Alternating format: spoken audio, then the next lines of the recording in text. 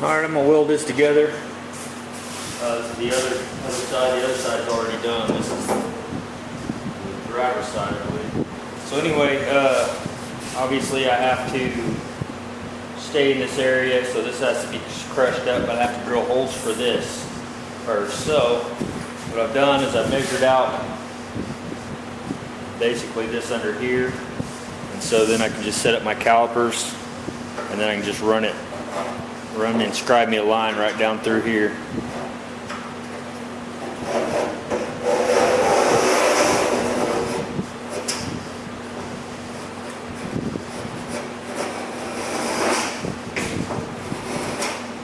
Stay on there, damn it.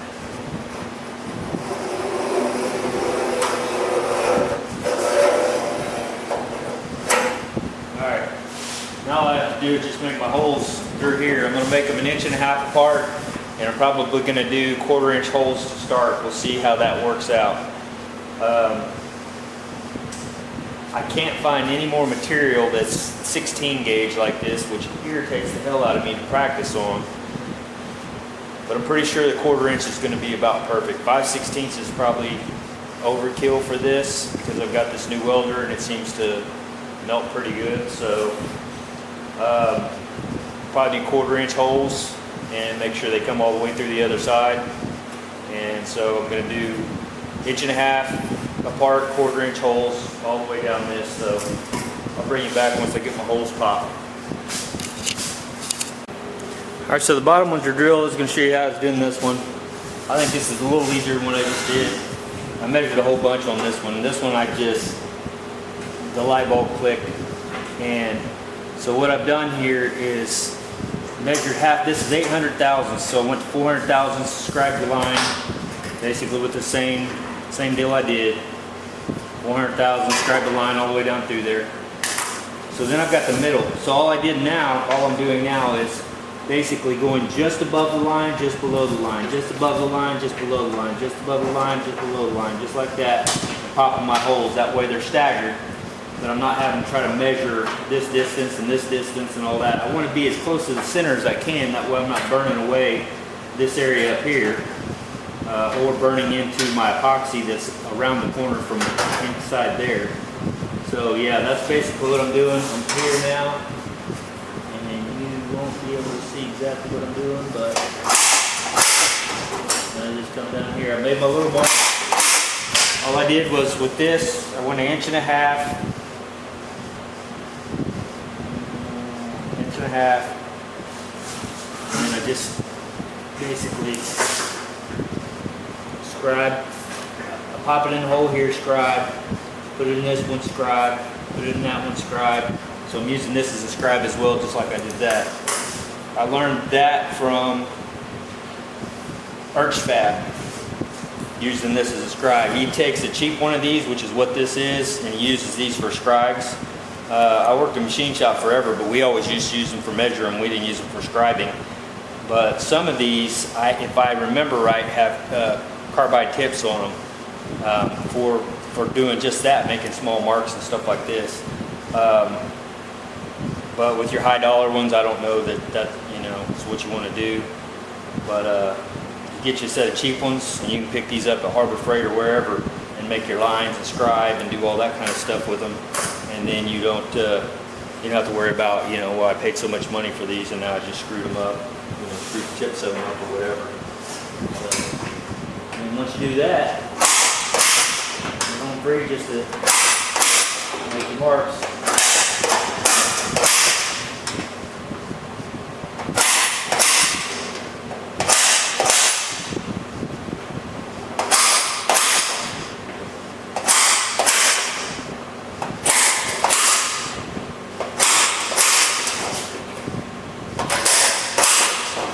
Done.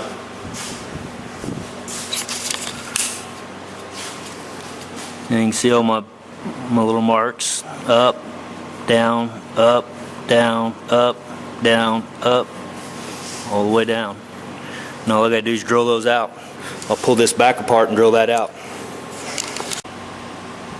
Alright, there's what we're looking like.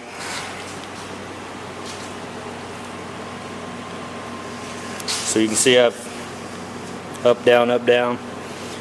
Here's another thing, and this is going to seem like common sense, but I'm telling you, if you don't pay attention to what you're doing and think ahead a little bit, it's going to bite you in the ass. So if you notice the way I've done this, and let me set you down here for a second. Put these little pins back. Got little lineup pins. You guys have watched me do this before, so I can line this back up where I want it. And so this is my lineup pin for here.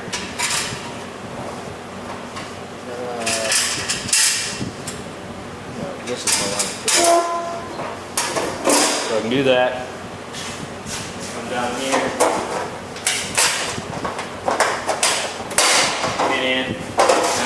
Now I'm set where I need to go. I just got to squash this together to hold it when I weld it. But what I was going to say is pay attention to what you're doing, because if I would have drilled these holes on this side, or just drilled the holes in this flange here, think about how much of a pain in the ass that would have been to try to get in here with this ridge to weld like in that area. Now you can do it, but how much easier is it going to be for me just to, you know, versus, you want to hear how that goes again? Versus, it's more like a probably. But anyway, yeah, so pay attention to that. If you're doing it like this, you may not have any other option if you're doing it some other way, but if you're putting your quarters or your rockers together like this, and you can do it this way, for me it's going to be super easy.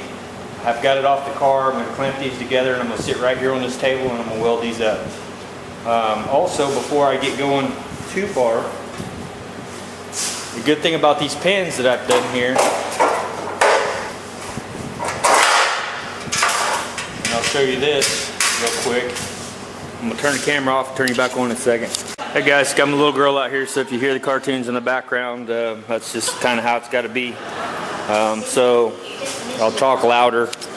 Had one guy, I told him, I said, you know, you don't like it, move on down the road, you know, because I've got Aubrey and this is the way it is. And he called me a butthurt snowflake. So, you know, I guess I'll be a butthurt snowflake. How that works, I have no clue, because I told you to move on. I'm the butthurt snowflake? Okay. But regardless, so I probably shouldn't have given you any attention on that at all, but I did. So on these rockers, this is the inner rocker. It mounts up against the floor pan. Well, when I put this in here, I had noticed some time ago that it was hanging a little bit low, and I thought, well, the flange is just probably a little long because it's just aftermarket, whatever. Well, then I got to looking at that one over there, and it fits up real nice. Well, I come back over here and start measuring, and they measured the same. And I'm like, well, okay, could the floor be bent down somehow? Which I have no idea. Maybe it got bent down at the factory. Maybe, you know, when they made, somebody stepped on it at some point. Maybe in shipping, or maybe I did something and didn't realize that I screwed it up. But long story short, put everything back together, got these down on the floor pans, pushed everything down. There was a gap. There was a gap in here, a pretty big gap, not like that, but I mean you can stick your hand in there. And so what I did is, you can see I put a jack underneath it, pushed this back up, that's holding the center where it's supposed to be. Pushed this back up, got everything measured back where it's supposed to be. And what I was getting ready to do, before I decided I needed to do this, was I was going to take me a Sharpie and mark all these holes, that way I can drill through, take this back off, drill the holes, and then when I weld all this back together, all those welds are lined up. Okay, so I'm right in the same place with all my welds. I'm not having welds all over the place.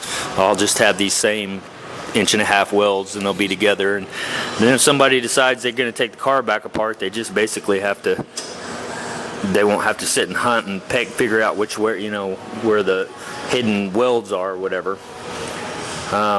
Hopefully that's not me in my lifetime. But so anyway, so yeah, so what happened as I pushed this up, if I'm looking at that, you can see it kind of looks like a roller coaster down through there. It or made it go up to where this flange got all wavy. So now what I have to do is since I have this steel in here, I'm just going to use it. I'm going to take this panel back off and I'm going to shrink this metal with a hammer. Alright, so there's a quote out there that says, what's better than learning from your mistakes? Quote goes, learning from someone else's mistakes. So you guys need to learn from my mistakes on this. If you're doing a floor, this is critically important. Okay, this right here is your frame rail, comes down, and this piece right here, it comes across, you can see it over there too, it's called your torque box. Okay, so it's this little triangle shaped deal, it's already welded in here, it comes around, and what happens is, and you can see I've got clamps right there, your frame rail comes up and meets, or your floor pan comes up to meet your frame rail. So this is pinned and set where it's supposed to be from the factory. So basically I had to move my floor pan back to meet it. Okay, so I'm putting everything together, got it all mocked up, and I look under here and there's a 1/4 inch gap in there. And I thought, well, how can I fix that and get that to snug? Because it has to be, because I have to weld that down to that torque box. So there can't be a gap there. So what I opted to do is, you see this,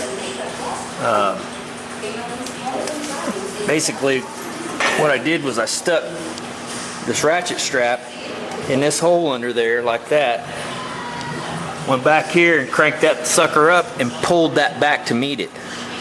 Okay, well that's all well and good and it worked. So I was pretty happy about that, and I kept tension on it and whatever, put everything back together, and it worked fine. Here's the problem. I didn't realize what had happened when I did that, which just caused this problem. So what that did was, in pulling it back, it also pulled it down. As it pulled it down, it made this round out. So ultimately, I have to shrink this. I have to push this back up, but I have to shrink this, because as soon as I push this back up, what's it do? It tries to, it bows up like that because this metal's been stretched. So what I have to do is push this back up, get this back up where it needs to go, which is about 1/4 inch, and then go ahead and shrink the rest of this metal up. That should fix the issue. Then I should be able to move forward. So yeah, learning from me, I wouldn't do this. Get in there and do this. I didn't think about it at the time. There's a couple little holes next to it. You can get some of these little tiny clamps and get in there and pull that together. That'll keep you from stretching something else, because this is just really thin sheet metal. So man, any little thing, yeah, I mean, if you were to lay that on the ground and step on it, you know, on the floor, it'd bend it up. So you got to be real careful with it. All right, guys. All right, this turned in quite the challenge. I'll show you what we got going on here. I put everything back together, got everything bolted in. Everything's locked down tight where it's going to live. I even went ahead and marked all my markings for my frame rails. That way I know to just go in about 1/4 inch and drill my holes inside here, so I can weld from the top to through to the frame. So the floor pan over here is really straight. And I'll show you with the straight edge what I'm talking about. So if you go from the back all the way through, there's a slight gap right there. So it's actually bowed up just a little bit. So then it goes away down here. So there's just a tiny, you know, 1/16 of an inch-ish, somewhere in that area, that it's kind of bowed up. All right, well, when I pulled from back here with that strap, you might be able to see. Yeah, I'll put this up here so you see what I'm talking about. So if I go from the front there, it's all good, coming all the way down, and then it just, huge gap right through there, right there. So that literally, right in here, where I've got that line marked, needs to come up. Another thing that I looked at was, the whole time I've been building this car, there's been a gap right here. Okay, so I knew I was going to have to hammer that up to weld that in, but I figured, you know, it'd be one of the last things I do. Well, in pulling this down, it pulled this thing down to that right there. So that actually needs to be pushed up enough. Like this thing is bent down. So I've got to pull that whole flange back up. I'm sure that'll wave that out a lot. And then I'll have to shrink it again. So that's kind of where I'm at with it right now.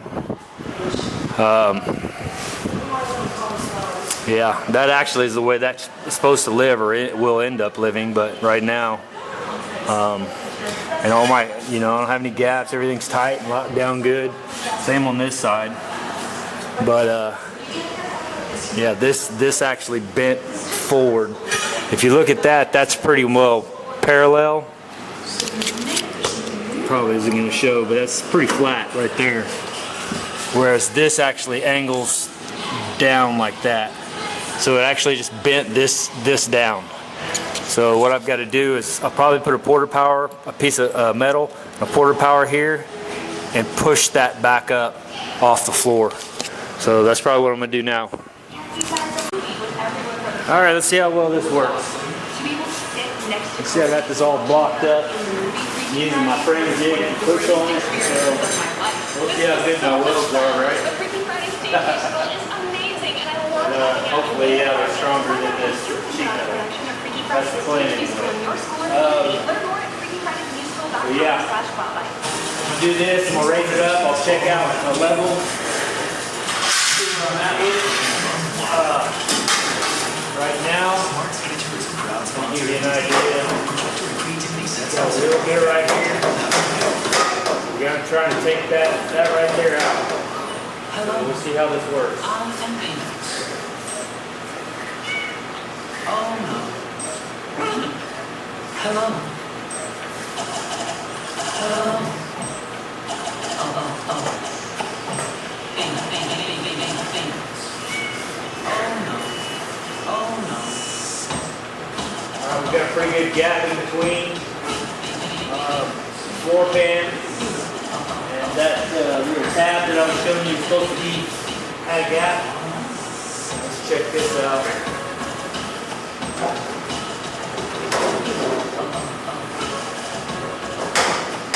Yep, that's better. Go up just a little bit more. And then I'm going to need to get up top again and tap down on that to kind of get that to relax a little bit. Try not to bend this too much, but... Alright, I just heard it kind of move a little bit. Got a pretty good gap, so I'm going to go ahead and let the car back down. And tap on that on the inside. Do we even really need a bumper? We can just bring it back to ourselves. Yeah, how far can it be? Actually, I may be able to reach it from up here. May drop it just a little bit. How did this happen? It has only been an hour and we never left the couch. Maybe Bertram really did do stuff. Yeah, you know what he did? He walked out on us to work for the enemy. How could he just leave us like that? Right. I mean, sure, we were rude and messy and took it for granted. All right. We are so gosh darn You may be able to cute. see that still from there. Hey, where's Get Judy? up underneath here. I'm under here. And we need a new butler. Again, relax and massage this down a little bit. Good morning, this is Chesterfield. Hey, cool.